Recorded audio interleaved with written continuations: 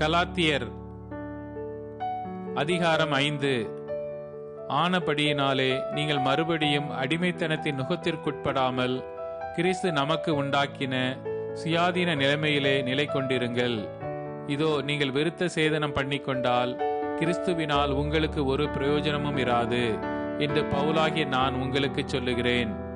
மேலும் விருத்த சேதனம் பண்ணிக்கொள்ளுகிற எந்த மனுஷனும் நியாயப்பிரமாணம் முழுவதையும் நிறைவேற்ற கடனாளியாய் இருக்கிறான் என்று மறுபடியும் அப்படிப்பட்டவனுக்கு சாட்சியாக சொல்லுகிறேன். நியாயப்பிரமாணத்தினால் நீதிமான்களாக விரும்புகிற நீங்கள் யாவரும் கிறிஸ்துவை விட்டு பிரிந்து கிருபை நின்று விழுந்தீர்கள். நாங்களோ நீதி கிடைக்கும் என்று ஆவியை கொண்டு விசுவாசத்தினால் நம்பிக்கையோட காத்திருக்கிறோம். கிறிஸ்து இயேசுவினிடத்தில் விருத்த சேதனமும் விருத்த சேதனம் இல்லாமையும் ஒன்றுக்கும் உதவாது.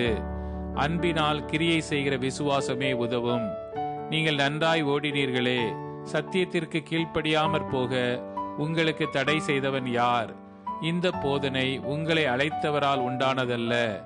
புளிப்புள்ள கொஞ்ச மாவானது பிசைந்த மாவனத்தையும் உப்ப பண்ணும்.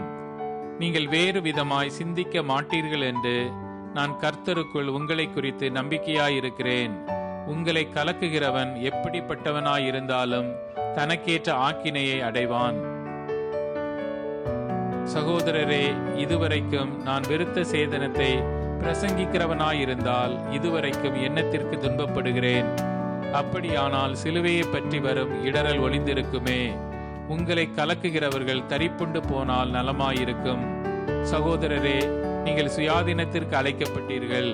இந்த சுயாதீனத்தை நீங்கள் மாம்சத்திற்கு ஏதுவாக அனுசரியாமல் அன்பினாலே ஒருவருக்கொருவர் ஊழியம் செய்யுங்கள்.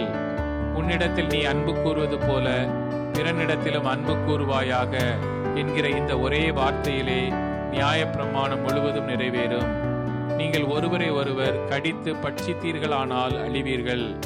அப்படி ஒருவரால் ஒருவர் அழிக்கப்படாதபடிக்கு எச்சரிக்கையாயிருங்கள்.